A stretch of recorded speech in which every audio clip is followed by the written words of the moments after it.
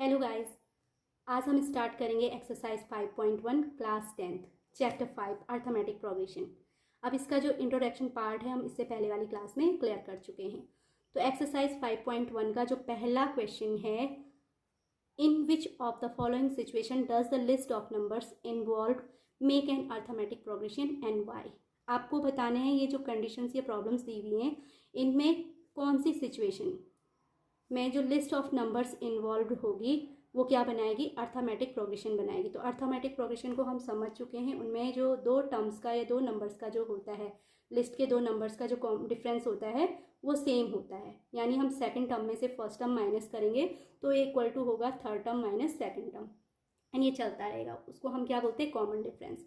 जब common difference same होता है लिस्ट ऑफ नंबर्स का, तो जो हमारा सीक्वेंस ऑफ नंबर होगा वो क्या होता है, अर्थमेटिक प्रोग्रेशन होता है।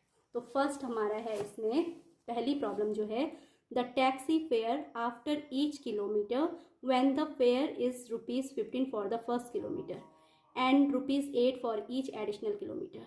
ये कह रहा है टैक्सी का किराया जो है, जबकि फर्स्ट किलोमीटर का किराया 15 रुपीज़ है और एडिशनल किलोमीटर पे ₹8 क्या होता रहता है, ₹8 ऐड होता रहता है। दैट मीन्स अगर फर्स्ट किलोमीटर का किराया 15 रुपीज़ है तो सेकंड किलोमीटर का किराया क्या होगा, 15 + 8 होगा।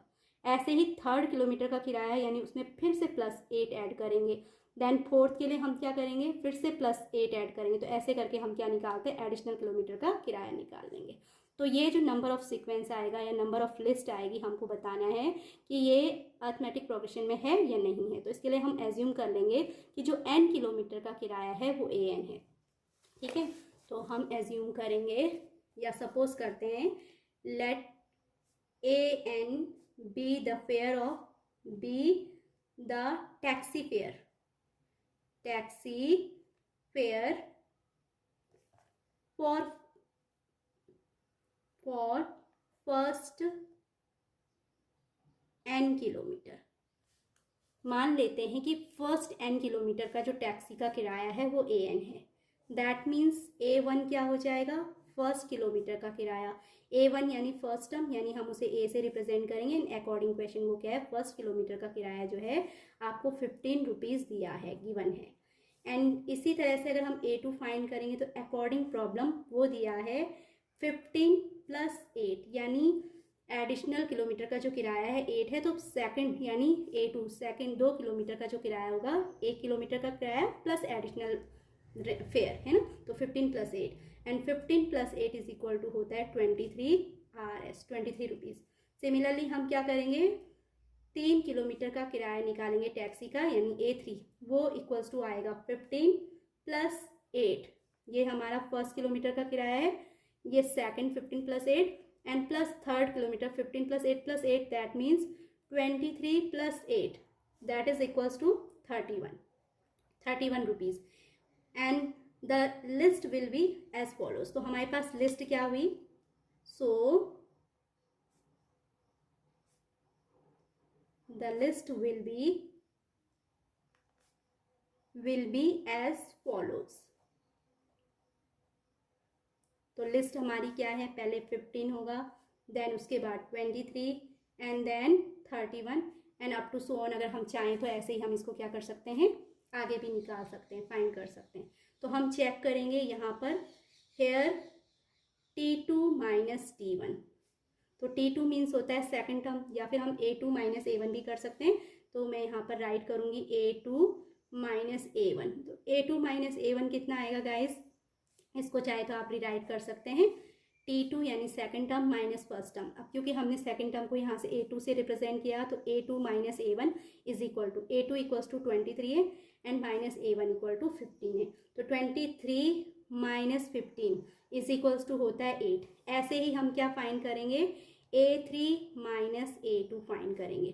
तो A3 यानी ये है हमारा 31 - 23 इक्वल्स टू 8, यानी दोनों सिचुएशन में हमारे जो लिस्ट ऑफ नंबर्स हैं उनके बीच का डिफरेंस क्या आ रहा है, सेम आ रहा है। This situation form an AP, so this situation forms an AP।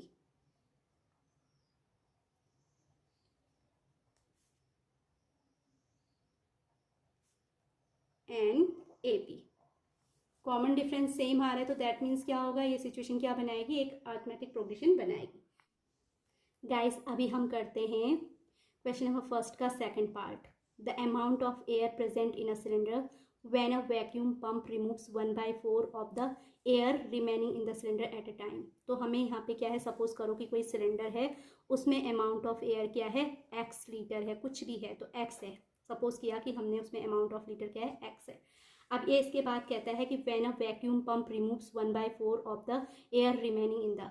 अब क्या करता है, कोई वैक्यूम पंप इसको क्या करता है, रिमूव करता है, किसको, एयर को वो रिमूव करेगा, एयर को रिमूव करता है वैक्यूम पंप्स। तो कितना एयर वो रिमूव कर रहा है, 1/4 ऑफ द एयर रिमेनिंग। तो जो भी एयर बची है उसका 1/4 वो क्या करता है, रिमूव करता है। ओके, तो हमने क्या करना है, चेक करना है जो list of air remaining airs हम निकालेंगे कि वो अरिथमेटिक प्रोग्रेशन में है या नहीं है, ये हम लोगों ने चेक करना है। तो सबसे पहले हम क्या करेंगे कि हम सपोज करेंगे जो सिलेंडर में अमाउंट ऑफ एयर है x यूनिट है, यूनिट इक्वल टू समथिंग, कुछ भी हो सकता है कि एयर किस में है, ठीक है। तो let's assume that first term भी x यूनिट या amount of air in first is be x unit. The amount, let the amount of air be x unit. हमने अमाउंट ऑफ एयर को हमने कितना एज्यूम किया है, x यूनिट एज्यूम किया है। देन उसके बाद इसका मतलब क्या है, ये x जो हो जाएगा हमारा फर्स्ट टर्म हो जाएगा। फर्स्ट टर्म को आप सपोज कर सकते हो उसे a1 से भी शो कर सकते हैं और t1 से भी, ये आप पे डिपेंड करता है। तो मैं यहाँ पर उसे a1 से शो कर रही हूँ। a1 इक्वल टू क्या होता है, फर्स्ट टर्म, उसे a से जनरली a1, ओके। और ये a से भी इसे शो किया जाता है, an is equal to a plus n minus 1 into D होता है। तो फर्स्ट टर्म a1 यानी a ही होता है, इक्वल्स टू हमें दिया है x units. Unit equal to कुछ भी हो सकती है कि किस यूनिट में उसको मेजर किया हुआ है। तो यहाँ पर हमने x यूनिट या x सिर्फ आप राइट कर सकते हो। अब उसके बाद according question t1 t2 is equals to x तो है ही हमारे पास, बट वो रिमूव कर रहा है, क्या कर रहा है, 1/4 ऑफ रिमेनिंग एयर्स को रिमूव कर रहा है। तो रिमूव करने का मतलब क्या, आपको माइनस करना पड़ेगा 1/4 रिमेनिंग एयर फर्स्ट टाइम पे जितनी पहले उसमें एयर प्रेजेंट है, तो x होगा। ओके, अब मैं इसको सॉल्व करूंगी तो सॉल्व करने पे पहले फर्स्ट 1 और 4 का एलसीएम लेंगे, ये होल अपॉन 4 हो जाएगा, ये ऊपर 4x माइनस एक्स। तो 4x minus x is equal to guys होता है 3x। तो 3/4 इंटू मैं इसको x भी राइट कर सकती हूँ। तो t2 इक्वल्स टू हमारा आया 3/4 x। यहाँ पे भी आप यूनिट राइट कर सकते हैं कि हमने उसको एयर को किस में मेजर किया है। ओके, अब आपका थर्ड टर्म निकालना है। थर्ड टर्म गाइस फिर से हम वही मिस्टेक कर रहे हैं, आपने a1 से इसको रिप्रेजेंट किया तो सेकंड को भी मैं a2 से ही रिप्रेजेंट करूंगी। जनरली टर्म t से t स्टैंड फॉर टर्म होता है, तो इसलिए यहाँ पे t2 e1 ऐसे राइट करते हैं। वरना हम अगर a1 से फर्स्ट टर्म को शो कर रहे हैं, nth टर्म को an से शो कर रहे हैं, तो सेकंड टर्म को a2 से ही शो करेंगे। ओके, nth टर्म को an से अगर शो कर रहे हैं तो हमारा हमने थर्ड टर्म निकालना है, तो वो a3 होगा। a3 इज इक्वल्स टू हम क्या करेंगे, अब हमारे पास रिमेनिंग एयर सेकंड कंडीशन में क्या थी, 3/4x। तो remaining air 3/4 whole into x minus हमने 1/4 हमने क्या करनी है, रिमूव करनी है जो भी हमारी रिमेनिंग एयर है। तो 1/4 रिमूव करेंगे, लेकिन रिमेनिंग एयर क्या है इस कंडीशन में, 3/4 इंटू एक्स। तो ये रिमेनिंग एयर का 1/4 एयर हमने रिमूव करनी है। तो भाई रिमेनिंग एयर उसमें से भी 1/4 रिमेनिंग एयर का ही हमने रिमूव करना है। तो यानी a3 equal to 3/4 into x minus 1/4 into 3/4 into x. अब इसको सॉल्व आउट कीजिए आप, तो सॉल्व करने पे ये 3/4 इंटू एक्स माइनस 3 1 जा 3 4 4 जा 16 यानी 3/16 होल इंटू एक्स आएगा। अब गाइज इसको सॉल्व करना है तो 4 और 16 का एलसीएम करने पे आपका होल अपॉन एलसीएम कितना आ जाएगा, 16। तो 4 4 जा 16 यानी 3 4 जा 12 एक्स माइनस इसको एज इट राइट करेंगे 3x। तो ये आ जाएगा 12x माइनस 3x यानी 9/16 into x and unit right करेंगे। अब ऐसे ही गाइज हम क्या करेंगे, a4 कैलकुलेट करेंगे। तो a4 इज इक्वल्स टू हमारा आ जाएगा रिमेनिंग एयर यानी 9/16x। अब इसमें से रिमूव करना है आपने, है ना, वो वैक्यूम पंप से रिमूव हो रहा है, तो 1/4 ऑफ रिमेनिंग एयर। तो रिमेनिंग एयर हमारा क्या आया, 9/16 होल इंटू एक्स आया है।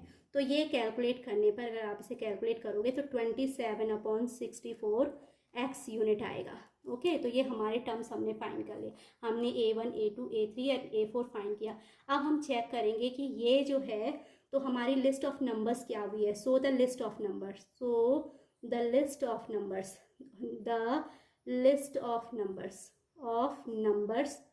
सो द लिस्ट ऑफ नंबर्स। तो हमारी लिस्ट ऑफ नंबर इस क्या होगी, पहला जो टर्म है हमने x एज्यूम किया, सेकंड टर्म हमारा A2 equal to 3/4 into x आया, थर्ड टर्म यानी A3 इक्वल टू 9/16 एक्स आया है, तो मैं इसको 9/16 एक्स, आप केवल थर्ड टर्म राइट करके and up to so on भी कर सकते हैं। मैंने फोर्थ टर्म भी फाइंड किया तो मैं उसको भी राइट कर देती हूँ। 27/64 ये हमारा फोर्थ टर्म है, 27/16 whole into x and up to so on. अब हमने लिस्ट ऑफ नंबर्स राइट कर लिए। अब हम चेक करेंगे कि इनके बीच का जो कॉमन डिफरेंस है सेम है या नहीं है। तो फॉर्मूला क्या होता है कॉमन डिफरेंस के, D इज इक्वल्स टू क्या होता है, T2 माइनस T1। ओके, अगर हमने सिर्फ कॉमन डिफरेंस फाइंड करना तो उस केस में सफिशिएंट होता है T2 में से हम T1 माइनस करेंगे, बट हमने चेक करना है कि ये जो नंबर ऑफ सीरीज है या लिस्ट ऑफ नंबर्स हैं वो AP में है या नहीं। तो उसके लिए मुझे कम से कम T2 माइनस T1 और दूसरा T3 माइनस T2 फाइंड करना होगा। अगर दोनों इक्वल आते हैं तो that means list of numbers is in AP, यानी क्या होगा वो AP में होगा, otherwise it is not an AP। Okay, तो अब हम फाइंड करेंगे कॉमन डिफरेंस, है ना। तो उसके लिए मैं फाइंड करूँगी A2 minus A1। A2 is equals to हमारा है 3/4 into x and minus A1 यानी हमारा फर्स्ट टर्म हमें फाइंड किया था x। तो इसको सॉल्व करने पे पहले फर्स्ट में x के अपॉन में 1 मान लूँगी, 4 और 1 का एलसीएम लेने पे ये 4 आ जाएगा। तो ऊपर यहाँ पर 3x एंड माइनस, क्योंकि 1 4 जा 4 होता है तो ये भी x को भी 4 से मल्टीप्लाई करेंगे तो 4x आएगा। तो सॉल्व करने पे 3x minus 4x is equal to minus 1x upon 4। तो फर्स्ट हमने A2 माइनस A1 फाइंड किया, ऐसे ही हम A3 माइनस A2 फाइंड करेंगे। तो A3 की वैल्यू है 9/16x minus A2 equal to 3/4 into x. इसको कैलकुलेट करने पे फर्स्ट एलसीएम लेंगे 16 और 4 का, तो वो 16 आएगा। यहाँ पे ये एज इट कॉपी करेंगे क्योंकि इसके अपॉन में ऑलरेडी 16 है, तो 9x मैंने राइट किया, बट ये 4 है, 4 जा 16 होता है, तो यानी हम 3 को भी 4 से मल्टीप्लाई करेंगे, 3 4 जा होता है 12x। तो 9x minus 12x is equal to minus 3x होता है, और ये आ जाएगा A3 minus A2 equal to कितना आ रहा है हमारा माइनस 3x अपॉन 16। तो गाइज आप चेक कीजिए यहाँ पर A3 माइनस A2 की वैल्यू क्या है, माइनस x अपॉन 4 है, बट A3 माइनस A2 की वैल्यू क्या है, माइनस 3x अपॉन 16 है। That means here A3 minus A2 does not equals to A1 minus A2 minus A1. Okay, so it is not an AP. So it is not an AP. Not an AP.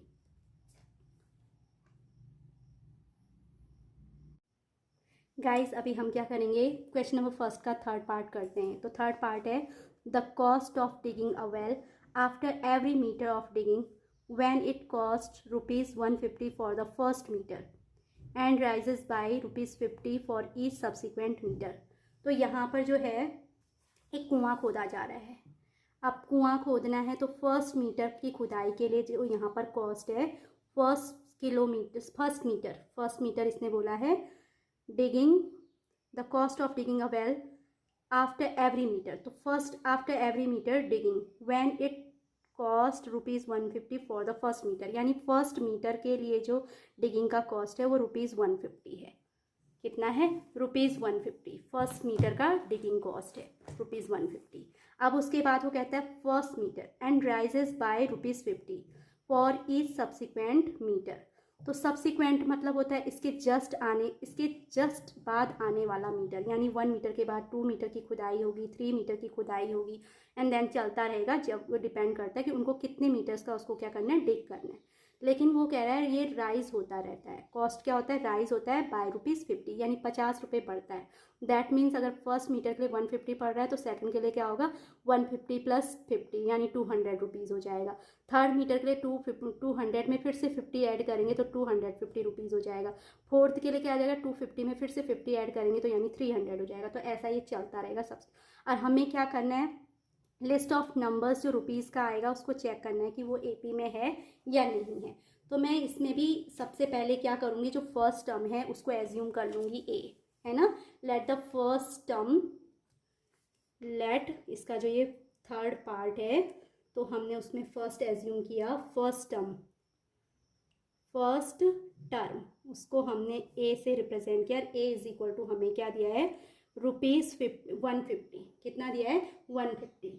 अब ये कह रहा है जो यहाँ पर common difference है for every subsequent metre, जो कॉमन डिफरेंस है सेम है। ऐसे नहीं है कि सेकंड के लिए ₹50 बढ़ रहा है, थर्ड के लिए 70, उसके बाद फोर्थ के लिए 1, नहीं। यहाँ पे सबसिक्वेंट जो है एवरी सबसिक्वेंट मीटर के लिए कॉमन डिफरेंस सेम है, यानी ₹50 ही सब के लिए क्या होगा, राइज होगा। तो कॉमन डिफरेंस को मैं CD से रिप्रेजेंट कर रही हूँ। फॉर